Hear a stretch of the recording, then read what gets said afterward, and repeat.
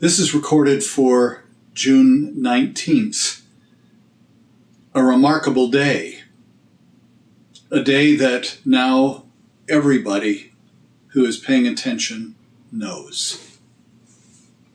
June 19th, 1865 was the day in which the Emancipation Proclamation became true in the remotest parts of the old Confederacy. In Texas, June 19th, 1865, freed slaves who had been held in bondage longer by 2 years than the Emancipation Proclamation was announced by Abraham Lincoln. It is a date that is cherished within the African American community.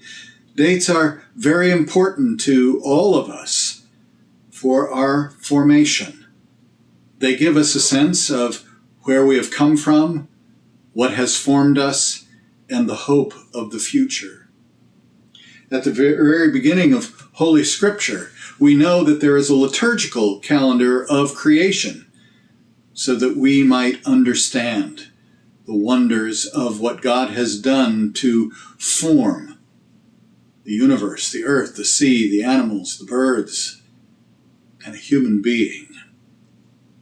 At the beginning of many scriptural stories, there is a note of what was the important day. It was the day of Pentecost. It was the Passover.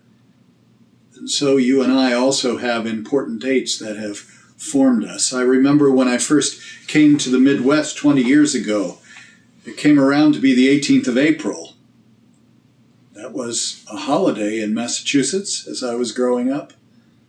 I couldn't understand why the whole world didn't celebrate the 18th of April in 1775, Lexington and Concord, and the freedom of the United States. It still forms me to this day. June 19th, I realize that I have not taken the kind of time that I need when I talk about the entirety of the children of God, the one humanity that is the United States, for which I yearn, where justice will roll down like the waters and righteousness like an everlasting stream, that I have not stopped long enough to learn the importance of the 19th of June as the day of a step when those who have been brought to these shores from Africa in chains might begin to recognize the promises that have never fully been practiced in our founding documents, that all are created equal and affirmed in the Christian faith, all of God's children in the beloved community. June 19th is a step, not to be ignored or forgotten, but shared by all of us who claim those foundational documents in their vision and their hope. With any of these great dates, there are always songs that stir the soul and give joy and hope, peace.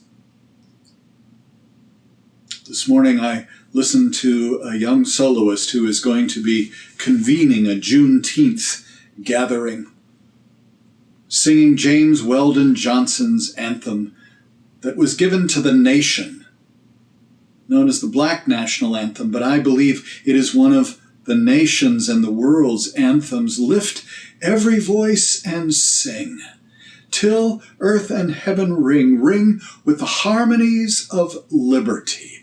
Harmonies of liberty. Let our rejoicing rise high as the listening skies. Let it resound loud as the roaring sea. It reminds us what the trail has been. The Native American Trail of Tears. The African American sings, "We have come over a way that with tears has been watered. We have come treading our way through the blood of the slaughtered. And then the anthem shifts with hope. Hope that cannot be put down. Humanity that took a step cannot stumble and fall, but facing the rising sun of our new day begun, let us march on till victory is won. We have seen, we have heard, we have felt, we have marched. Another great step.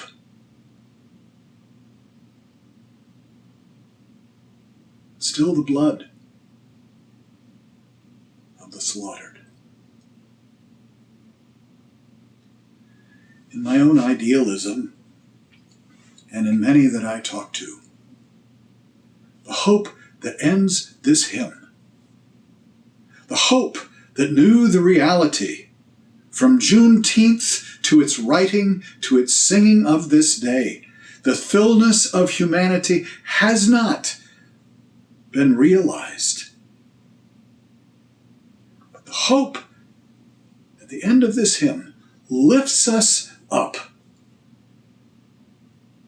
to the full humanity of all God's children, and especially in this nation that has proclaimed in its documents that all means all of God's children are created equal, human, with certain inalienable rights. Life, liberty, and the pursuit of happiness. And the last phrase of the anthem. True to our God, true to our native land. May Juneteenth be a day of challenge. Challenge to the fullness of all humanity. Amen.